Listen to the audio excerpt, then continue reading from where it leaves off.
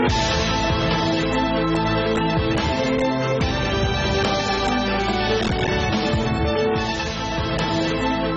स्वागत है आप सभी का सीएनबीसी आवाज की इस खास पेशकश में। यह है आवाज इन्वेस्टर क्लब, एक अनोखा मौका जहां पर हमारे निवेशकों, दर्शकों को मौका मिलता है अपने सवाल पूछने का हमारे स्टूडियोज में आकर। तो एक मौका यह है बिना किसी मेंबरशिप फी लिए, बिना किसी मेंबरशिप फी दिए भी हम आपको बताते हैं कि क्या रणनीति आपकी होनी चाहिए। हमारे जानकार आपकी मदद करते हैं और इस हफ्ते हमारे साथ इस कार्यक्रम में हिस्सा ले रहे हैं देवांग मेहता और साथ ही सुदीप बंदोपाध्याय। आप दोनों को काफी रेगुलरली देखते हैं सीएनबीसी आवाज पर, लेकिन हमारे साथ हमारी बड़ी ऑडियंस भी मौजूद है और इनको मौका मिल रहा है हमारे जानकारों से रूबरू होने का और सीधे इनसे सवाल पूछने का। तो सबसे पहले चलते हैं संतोष पवार के पास। संतोष, बताइए बाजार में आपका एक्सपीरियंस अब तक का कैसा रहा है? Thank you ma'am. सीएनबीसी आवाज जब से स्टार्ट हुआ है तब से मैं उसे देखता हूँ और सीएनबीसी आवाज के सभी जितने भी प्रोग्राम्स होते हैं सबको मैं देखते देखते एक्चुअली मैंने बाजार के बारे में मुझे ज्यादा नॉलेज नहीं था, तो वो हिसाब से मैंने वो देख देख के मैंने खुद से स्टार्ट किया। तो मुझे तरीका पता नहीं था, लेकिन जब 3 साल से मैं इंट्राडे ट्रेडिंग कर रहा हूँ, वो काफी रिस्की है ये मुझे भी पता था, लेकिन वो कहते हैं ना कुछ पाने के लिए कुछ खोना पड़ता है। तो कितना खोया है बताइए इंट्राडे ट्रेडिंग में? सबसे पहले ये बताइए। तकरीबन 3 साल में मैंने 3 लाख रुपया तो खोया है। लेकिन आज इस नतीजे पे पहुंचा हूँ कि अब ये सही वक्त है, मार्केट भी काफी गिर चुका है। तो अभी मैं ये जानना चाहता हूँ सर से कि मैं किस तरह से अभी डिलीवरी बेस पे जो खोया हुआ है वो आगे थोड़ा करके कमाऊं। और मेरे ख्याल से यही सवाल काफी सारे युवकों का रहेगा जो खाली टीवी चैनल देख के ही इंट्राडे ट्रेडिंग करते हैं। जी हाँ, इंट्राडे ट्रेडिंग तो काफी लोग करते हैं और काफी पैसा भी गवाते हैं, सम लकी सम नॉट।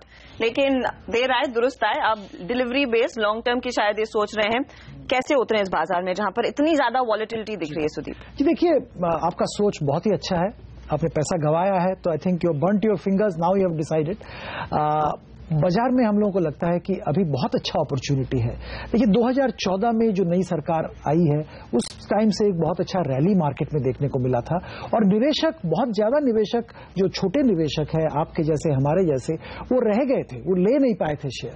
पर अभी ये जो करेक्शन हुआ पिछले कुछ दिनों में, वो एक बहुत ही अच्छा करेक्शन देखने को मिला है और हम लोगों को लगता है कि बहुत अच्छा अपॉर्चुनिटी है आप जैसे छोटे निवेशकों को इस करेक्शन का अपॉर्चुनिटी लेके खरीदारी करने की। बहुत सारे अच्छे शेयर्स आज के दिन में अवेलेबल है, 20-30% जो वैल्यू गया था वहां से नीचे आ गया है और आने वाले दिनों में वहां पे अच्छा ट्रैक्शन देखने की उम्मीद है। मैं प्राइवेट सेक्टर बैंक का जिक्र करूंगा, वहां पे आप अच्छे लीडिंग प्राइवेट सेक्टर बैंक में खरीदारी कर सकते हैं, अच्छे ऑटोमोबाइल कंपनीज है जहां पे खरीदारी कर सकते हैं। पर सलाह यही होगी कि आप दिग्गज कंपनियों में, जो लार्ज कैप दिग्गज एस्टैब्लिश्ड कंपनी है, वहीं पे खरीदारी करिए अभी, क्योंकि मार्केट का रुख ऐसा है कि करेक्शन शायद और भी थोड़ा बहुत आ सकता है और हम लोगों को लगता है कि करेक्शन अगर 5% इस लेवल से भी आए तो भी आपको घबराना नहीं चाहिए, क्योंकि करेक्शन नीचे 5% हो सकता है पर अपसाइड शायद 20-25% है।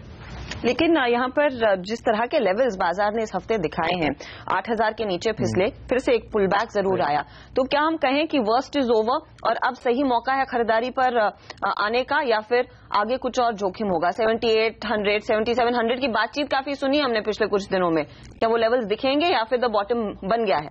देखिए बहुत डिफिकल्ट है कहना, लेकिन मंदी की बातें करना एक फैशन हो जाता है। तो जब 8000 आता है तो लोग 7500 की बातें करते हैं। तो मेरे हिसाब से सेंस लाइज के आप हर एक लेवल पे थोड़ा बहुत बाइंग करिए, 2-3 ट्रांचेस में बाइंग करिए। आपको जो भी इन्वेस्टमेंट करना है मैं उसको कहूंगा SIP मोड में करिए।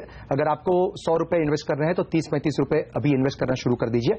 अगर करेक्शन आया तो 30-35% और ले लीजिए। खुदा ना खास्ता करेक्शन ना आए, in fact that is more desired कि करेक्शन नहीं आए तो आप और भी ज्यादा इसमें ले सकते हैं। जैसे सुदीप जी ने आपको बताया, बहुत सारे स्टॉक्स, बहुत सारे लार्ज कैप स्टॉक्स ऐसे हैं जहां पे आपको निवेश करने शुरू करना चाहिए। इंट्राडे ट्रेडिंग जैसे आपने कहा बहुत हाई रिस्क रहता है, जिसमें बहुत डिसिप्लिन ऑब्जर्व करना पड़ता है। उससे बेटर ये है कि आज आप ले लीजिए, लेकिन प्लीज मेरी ये अर्ज होगी आपको कि कल भाव मत देखिए, 10 दिन, 15 दिन, महीना भाव मत देखिए। आपको खुद बहुत अच्छे रिटर्न्स मिलेंगे अच्छे स्टॉक्स में। You don't have to worry. 2-3 quarter, 1 साल का टाइम दीजिए अपने इन्वेस्टमेंट्स को। आप नॉर्मली कितने ऑफन वो ट्रेड करते हैं जब भी आप इंट्राडे ट्रेडिंग कर रही थी? इंट्राडे में ज्यादातर जो अपना सीएनबीसी आवाज का 2020 प्रोग्राम होता है, बाद में दूसरे भी प्रोग्राम्स होता है, और हालांकि न्यूज पेपर का रीड करता हूँ, तो 3 साल से उतना तो मैं सीख लिया था कि कौन सा ट्रेड में एक स्टॉप लॉस लगाना चाहिए और कौन सा ट्रेड ज्यादा गिरा है तो थोड़ा बाउंस बैक देगा, तो तो वो देख के मैं ये 3 साल में करते गया। हाँ, इसमें ऐसा नहीं हुआ कि मैं रोज लॉस गया, कभी कभी प्रॉफिट भी बना है, कभी कभी पैसा भी बना है। लेकिन वो कहते हैं ना, 10 रुपया अगर बनता है तो बहुत अच्छा लगता है, लेकिन अगर वही 10 रुपए के सामने 100 रुपया अगर मिस हो जाता है तो थोड़ा दर्द होता है। पैसा जब 10 रुपया हो, 1 रुपया जब गवाते हैं तो दर्द तो होता ही है। एंड ऑफ द रेशियो वही होता है ना तुम्हारा मंथली जी। अगर मंथ में तुम अगर 10 रुपया 10 दिन कमाते हो और 20 दिन में तुम 100 रुपया गवाते हो तो उसका कोई मतलब नहीं होता है। इसीलिए कह रहे हैं कि लॉन्ग टर्म के बारे में अगर आप सोचेंगे, ज्यादा टाइम देंगे अपने निवेश को, अपने पैसे को, तो उतने ही रिटर्न्स आपको बेहतर मिलेंगे। चलिए संजीव चिंतल का सवाल ले लेते हैं, और काफी इंटरेस्टिंग सवाल है। सुदीप ने कहा बैंकिंग काउंटर्स में एक अपॉर्चुनिटी है, लेकिन संजीव आपका सवाल एफडी से रिलेटेड है।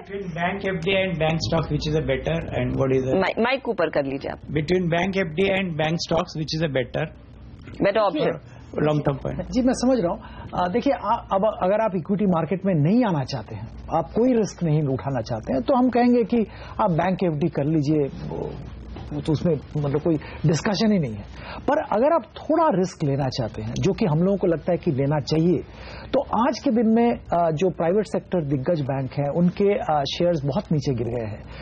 तो हम लोगों को लगता है कि आज अगर आप ये सवाल मेरे को पूछ रहे हैं और आप थोड़ा रिस्क लेना चाहते हैं, तो जरूर बैंक शेयर्स में खरीदारी करिए, क्योंकि आपको बहुत जल्द अच्छा रिटर्न मिलने की संभावना है।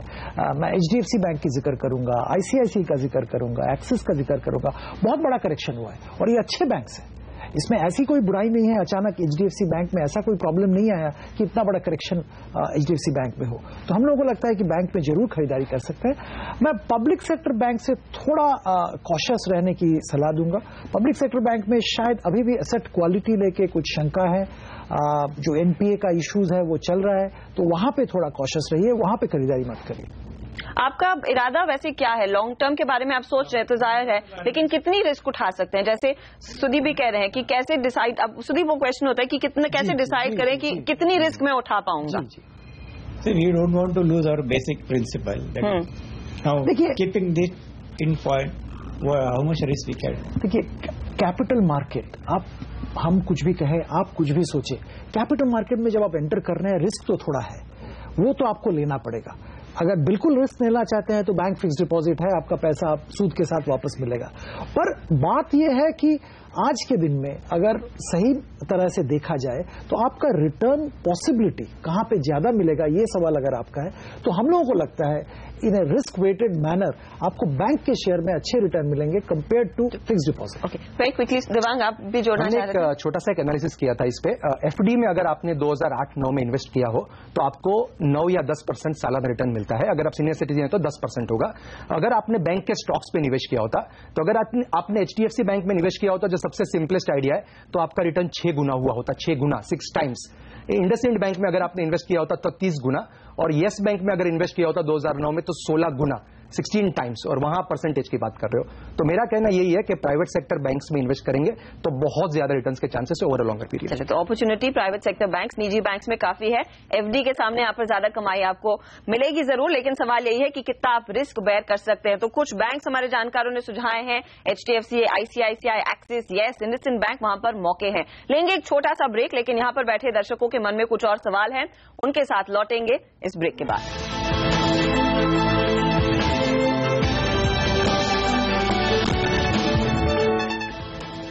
आप देख रहे हैं आवाज इन्वेस्टर क्लब, एक ऐसा मौका जहां पर दर्शक CNBC आवाज के स्टूडियो आकर हमसे बात कर सकते हैं और सीधे अपने सवाल पूछ सकते हैं। हमारे साथ है देवांग मेहता और सुदीप बंदोपाध्याय, और हम बात करें हमारे पूरे दर्शकों से। अगला सवाल ले लेते हैं सूरज कुंभार से। सूरज बताइए, निवेश करते हैं आप बाजार में? निवेश करता हूं मैं, लेकिन लॉन्ग टर्म के लिए मैं सोचता हूं, और थैंक यू करूंगा, शुक्रिया अदा करूंगा पहले CNBC आवाज का।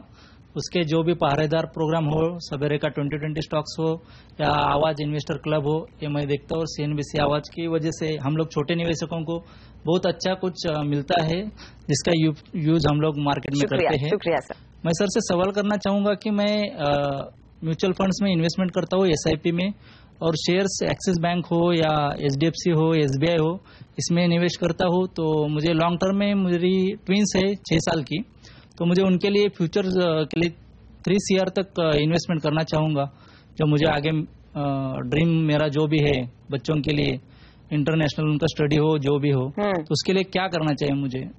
चलो, ही स्टार्टिंग अर्ली, अपने 2 बेटियों के बारे में सोच रहे हैं, ट्विंस है, so I am sure it's double the responsibility. अब पैसा कैसे बिल्ड करे, वही it's all about planning your portfolio, right? जी बिल्कुल सही बात है, और आपने वही बहुत ही सही सोचा और सही टाइम पे सोचा, जैसे हर्षदा ने जिक्र किया। तो हमारी सलाह तो यही होगी कि आपकी उम्र भी कम है, तो भगवान करे तो आप बहुत दिन और भी कमाई करेंगे, तो थोड़ा जरूर इक्विटी में एलोकेट करिए। आप म्यूचुअल फंड के जरिए मैं अज्यूम कर रहा हूं कि आप डेट म्यूचुअल फंड में रखते हैं, लिक्विड फंड या इनकम फंड ऐसे म्यूचुअल फंड में रख रहे हैं। इक्विटी का ICICI अच्छा, इक्विटी ग्रोथ में रख रहे हैं, तो वो भी इक्विटी है, ध्यान में रखिए कि वो भी इक्विटी है। तो इक्विटी में 2 अंतर क्या हो गया, एक आप फंड मैनेजर को सौंप रहे हैं पैसा मैनेज करने के लिए, दूसरा आप खुद करना चाहते हैं। तो क्योंकि आपका ऐसा सोच है तो इसमें कोई बुराई नहीं है, और आपने सही शेयर्स की बात भी की है। जो प्राइवेट सेक्टर में दिग्गज बैंक है वहां पे आप जरूर निवेश कर सकते हैं। डिटेल में नहीं जाके मैं ये कहूंगा, क्योंकि मैं अज्यूम कर रहा हूं आप दूसरा काम करते हैं, आपका मतलब दूसरा प्रोफेशन है, तो आपके पास उतना टाइम शायद नहीं होगा पूरा स्टडी करने का। तो सलाह तो यही होगी कि 50 से 60% तक आपका जो अवेलेबल इन्वेस्टेबल सरप्लस है वो म्यूचुअल फंड में ही निवेश करें, जैसे आपने सिलेक्ट किया है एक लार्ज कैप फंड, वहां पे निवेशित रहे, और बाकी 40-50% आपने जो शेयर्स के जिक्र किए हैं, HDFC बैंक, ICICI बैंक या स्टेट बैंक ऑफ इंडिया, जरूर निवेश कर सकते हैं, क्योंकि आपका नजरिया टाइम होराइजन 6 साल करीब लगभग 6 साल है। तो I think it's excellent strategy, I compliment you on that. जी, साथ ही यहाँ पर बैंक्स में इनका निवेश है, कोई और दूसरे सेक्टर्स जहां पर इनको तगड़े रिटर्न्स मिल सकते हैं, अगर इनको अपना पूरा पोर्टफोलियो बिल्ड करना है, तो दूसरे कौन से शेयर हो जिन पर इनकी नजर होनी चाहिए? I think Harshada, it has to be a mix of defensive sector भी थोड़े बहुत आप में होने चाहिए, क्योंकि जैसे आपका नजरिया लॉन्ग टर्म है, लेकिन पोर्टफोलियो में कंस्ट्रक्शन ऐसा होना चाहिए कि कुछ सेक्टर्स ऐसे हो जहां ग्रोथ है, रेट सेंसिटिव सेक्टर्स भी हो सकते हैं, जैसे बैंक्स है, कैपिटल गुड्स है, कुछ हद तक इंफ्रास्ट्रक्चर है, लेकिन one part of your portfolio जहां 30 to 40% जहां डायरेक्ट एक्सपोजर हो आपका, वहां पे IT, फार्मा, कुछ FMCG स्टॉक्स ये भी होने चाहिए, जिससे अच्छा डिविडेंड आए आपको, जिससे आपको रात को नींद अच्छी आए, जहां सेफ्टी हो, तो वो भी आपके पोर्टफोलियो का एक पार्ट होना चाहिए। और जैसे आपने कहा, asset allocation is the key, आपका लॉन्ग टर्म नजरिया है तो कुछ आपका डेट फंड्स वगैरह में भी होना चाहिए। पूरा इक्विटी में 100% एलोकेशन की मैं सलाह नहीं दूंगा, 70-80%, 60% अगर आप एग्रेसिव है तो विथ म्यूचुअल फंड्स और इक्विटी कर सकते हैं, और बाकी कुछ फंड्स आप डेट लिक्विड फंड्स वगैरह भी आपकी इमीडिएट रिक्वायरमेंट्स के लिए रख सकते हैं। आपने एक बहुत इंटरेस्टिंग चीज की, ऐसे स्टॉक लीजिए जो आपको आसानी से चैन की नींद सोने दे। जिस तरह के बाजार का हाल रहा है, काफी लोगों की रात की नींद उड़ी है, तो अब इनके लिए वो कौन से ऑप्शंस है, क्योंकि हर किसी के लिए आसान नहीं है वो ऐसे स्टॉक्स चुनना। देखिए, आई थिंक ये जो फॉल आया है, it is again gods and opportunity है, क्योंकि IT, फार्मा और FMCG ये तीनों में हमको अच्छे फॉल देखने मिले हैं, और ट्रेडिशनली ये स्टॉक आप कह सकते हैं इसमें काफी ड्यूरेबल कॉम्पिटिटिव एडवांटेज रहता है, जो लॉन्ग टर्म के लिए अच्छा होता है, अच्छे प्राइसिंग पावर वाले स्टॉक्स होते हैं। तो इसमें अगर आप IT में जैसे TCS है, इन्फोसिस है, जैसे कहा जाता है form is temporary, class is permanent, तो ये स्टॉक्स में कोई दिक्कत नहीं होती है, ये स्टॉक्स आप अपने पोर्टफोलियो में जमा कर सकते हैं। दूसरे स्टॉक्स जैसे मैंने कहा FMCG में समथिंग लाइक एन ITC जो घटता भी नहीं है बुरे बाजार में, कुछ मिड कैप स्टॉक्स जैसे कि इमामी होता है, बजाज कॉप होता है, इस तरह के स्टॉक्स अपने पोर्टफोलियो में आप शामिल कर सकते हैं। फार्मा में समथिंग लाइक सन फार्मा, ल्यूपिन, जो नो ब्रेनर्स है, जिसके लिए आपको शायद दिमाग मेहता की आवश्यकता भी नहीं है, आपको खुद ये स्टॉक चुन के अच्छे स्टॉक्स आप शामिल कर सकते हैं। स्टॉक्स कुछ चुने मैडम, ऐसे भी स्टॉक्स की जैसे मैंने गए साल मुझे रिकमेंड किया था, मैंने शेयर मार्केट का थोड़ा सा ट्रेनिंग लेके मैंने सोचा कि इस लाइन में आ जाऊं, तो उसमें मुझे सिम्फोनी दिया था जो गए साल 500 पे था, आज 2400 समथिंग 3000 क्रॉस करके करेक्शन हुआ है। तो ऐसे कुछ शेयर्स है जो जंप कर देते हैं और आदमी को बहुत अच्छे नींद अच्छी रिटर्न्स आती, तो अच्छा है। और ऐसे ही आप शेयर चुनिएगा जो आपको चैन की नींद जरूर दे। अगला सवाल ले लेते हैं प्राची का। प्राची, बताइए, बाजार में पैसा लगा है या फिर अब इंटरेस्ट शुरू हो रहा है लगाने का? अभी इंटरेस्ट शुरू हो रहा है। मेरा ये सवाल है कि मार्केट कैपिटल और इंडेक्स स्टॉक के कौन सा सेफ है, मिड कैप या फिर इंडेक्स स्टॉक? हाँ, मतलब बड़े स्टॉक्स या फिर छोटे मझौले काउंटर्स, क्योंकि नॉर्मली हम देखते हैं प्राइस वाइज वो mid cap small cap stocks काफी अट्रैक्ट करते हैं, लेकिन इस तरह के मार्केट में ज्यादा सेफ क्या है, एक दिग्गज कंपनी लेना HUL की तरह या फिर एक छोटी कंपनी लेना? देखिए, I think to start with आपको लार्ज कैप स्टॉक्स में ज्यादा आना चाहिए, और इनफैक्ट मैं तो एक स्टेप आगे जाऊंगा कि डायरेक्ट अगर आप इन्वेस्टमेंट शुरू कर रहे हैं, आप बहुत यंग है, तो आपको पहले म्यूचुअल फंड्स के थ्रू जाना चाहिए। और उसका कारण यह है कि आपको मुझे ऐसा नहीं चाहिए कि आप पहले लॉसेस ले, 2-3 साल एक्सपीरियंस से सीखे, वो नहीं करना है। So start afresh. जब आप कर रहे हो तब उस समय पे आप लार्ज कैप्स में इन्वेस्ट करिए, लार्ज कैप स्टॉक्स में या large cap based mutual funds में जाइए। मिड कैप स्टॉक्स जो होते हैं वो इनहेरेंटली थोड़े हाई रिस्क होते हैं, वहां रिटर्न्स नेचुरली ज्यादा मिलता है, तो कोई भी कुछ चीजें फ्री नहीं मिलती है लाइफ में। तो अगर आप रिस्क ज्यादा ले पाते हो जब भी लाइफ में, तब आप मिड कैप्स में जा सकते हो। मिड कैप्स में भी ऐसा जरूरी नहीं है कि लो वैल्यू स्टॉक सिलेक्ट करिए। दो चीज होती है, लोगों को 5 रुपए 10 रुपए वाले स्टॉक बहुत पसंद आते हैं, उनको लगता है ये जो पेनी स्टॉक्स टिपिकली हम लोग बोलते हैं कि ये 5 रुपए में मैं 1000 शेयर ले पाऊंगा, जबकि मैं उनको सजेस्ट करता हूं कि इन्फोसिस के 2 शेयर लीजिए। कोई ना नहीं कहता है आपको 2 शेयर बाय करने के लिए। So buy good quality stocks, value से ड्रिवन मत बनिए, वैल्यूएशन से ड्रिवन बनिए, ये मेरी सलाह होगी जी। सुदीप, यहाँ पर मिड कैप्स को लेकर ऑफ कोर्स वो चिंता होती है कि ये जितनी जल्दी तेजी से बढ़ते हैं उतनी तेजी से गिरते भी हैं, तो उसको लेकर इस तरह के मार्केट में क्या आपको लग रहा है ज्यादा कॉशन बरतना ठीक रहेगा? जी बिल्कुल, कॉशियस तो रहना ही चाहिए मिड कैप लेके, क्योंकि देखिए क्वालिटी ऑफ मैनेजमेंट और क्रेडिबिलिटी ऑफ मैनेजमेंट बहुत इंपॉर्टेंट होता है मिड कैप और स्मॉल कैप स्टॉक्स के बारे में। जो लार्ज कैप स्टॉक है ज्यादातर वहां पे दीज 2 फैक्टर्स, क्वालिटी और skill sets of management, track record, वो एस्टैब्लिश्ड है। आप हिंदुस्तान लीवर ले रहे हैं, आईटीसी ले रहे हैं, सन फार्मा ले रहे हैं, सबको मालूम है मैनेजमेंट क्वालिटी। पर आप मिड कैप जो शेयर में आप खरीदारी करते हो तो वहां पे ये अनसर्टेन है, तो ये रिस्क बहुत बड़ा होता है। तो क्योंकि आप उम्र कम है, आप मार्केट में आना चाहते हो, तो जैसे देवंग ने कहा, तो सबसे बेहतर होगा कि आप म्यूचुअल फंड के थ्रू पहले निवेश करना शुरू करो, उसके बाद आप डायरेक्ट इक्विटी में आओ। और एक बात मैं और भी बताऊंगा, क्योंकि अगेन आपकी उम्र कम है, आप थोड़ा स्टडी करिए, कुछ भी निवेश करने से पहले थोड़ा स्टडी करके फिर निवेश करिए। चलिए, इनफैक्ट मैं भी वो जोड़ने वाली थी कि आपको खुद का भी होमवर्क करना है। आपको लोग सलाह जरूर देंगे, टीवी चैनल पर आपको कई रिकमेंडेशंस भी आएंगे, लेकिन खुद भी थोड़ी थोड़ी पढ़ाई कर लीजिए।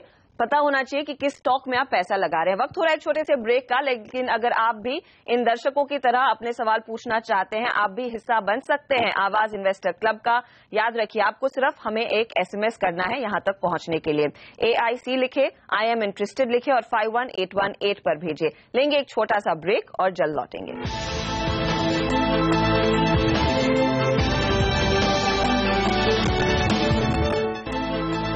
नमस्कार, आपका फिर स्वागत है CNBC आवाज पर। आप देख रहे हैं आवाज इन्वेस्टर क्लब, एक पहली पहल CNBC आवाज या फिर किसी भी मीडिया चैनल की ओर से, जहां पर दर्शक सीधे अपने सवाल पूछते हैं, हमारे स्टूडियो में आकर निवेशकों को सलाह देते हैं हमारे जानकार। और आज देवांग मेहता और सुदीप बंदोपाध्याय कर रहे हैं हमारी मदद। अगला सवाल लेते हैं मंगेश जी का। मंगेश जी बताइए। मेरा नाम मंगेश जोशी है। मैं CNBC आवाज को धन्यवाद देता हूं कि यहाँ मुझे आने का मौका दिया इसके लिए। शुक्रिया सर। मैं 1985 से स्टॉक एक्सचेंज में हूँ, स्टॉक ये करता हूँ। तो वैसे तो मेरे पास बहुत दिग्गज शेयर है, there are lock and keys in C, that's very clear. लेकिन अभी जो आने वाले जो दिग्गज है अकॉर्डिंग टू मी, तो उसमें से एक है इनफाइनाइट, मुझे लग रहा है कि इनफाइनाइट कंप्यूटर्स एंड दूसरा वाइट पेपर। तो उसके बारे में मुझे जानना। आपको क्यों लगा ये आने वाले दिनों में दिग्गज बनेंगे? आपने कुछ स्टडी की है? हाँ, स्टडी की। मैं स्टडी करके ही ये करता हूँ। 1985 से मैं स्टडी करके, तभी इतना ये नहीं था, इंटरनेट नहीं था, ये नहीं था। कैपिटल मार्केट बोल के एक मैगजीन आता था, उसके ऊपर। अब इनफाइनाइट कंप्यूटर्स, क्या ये वाकई में एक बिग बॉय बनने की तरफ बढ़ रहा है? अभी 3 महीने पहले लिया है 231 रुपीज में, 228 रुपीज में 300 शेयर।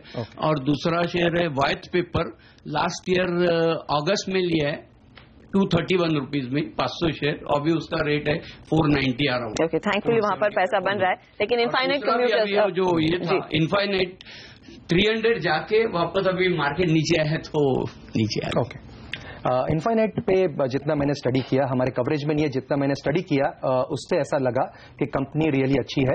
कंपनी 2010 में उसने IPO किया था, सक्सेसफुल IPO हुआ था। उसके बाद प्रमोटर ने खुद अपना स्टेक 2 बार बायबैक करके भी बढ़ाया है। कंपनी जितने वर्टिकल्स में काम कर रही है, US मार्केट में ऑपरेट कर रही है, सब वर्टिकल्स जनरली अच्छा कर रहे हैं।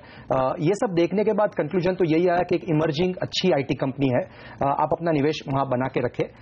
लेकिन अगर आपको और कुछ ऐड करना हो तो IT में अगेन मैं कहूंगा बहुत सारी चॉइसेस है। NIIT टेक एक हमारा पसंदीदा स्टॉक है, जहां पे आप धीरे धीरे अपना एक्सपोजर बढ़ा सकते हो। अराउंड 13-14 टाइम 1 ईयर फॉरवर्ड पे मिल रहा है, जो काफी आपको रिडिकुलस वैल्यूएशन के हिसाब से मिल रहा है। तो आई थिंक दिग्गज तो आपके पास, जैसे आपने कहा, लॉक एंड की इन द सी आपने रखा ही है। सो आई थिंक वो तो आपने अच्छा काम किया है, बट ये स्टॉक भी आप होल्ड कर सकते हो। ओके, तो फिलहाल आप बने रह सकते हैं। जसप्रीत जी, आप बताइए क्या जानना चाहते हैं आप? Thank you ma'am, my name is Jaspreet Singh and मुझे जानना चाहता है कि वैल्यू पिकिंग कैसे करते हैं, and as a new investor आप मतलब कौन से स्टॉक्स में या कौन से सेक्टर में बोलते हैं कि इन्वेस्ट करने के लिए?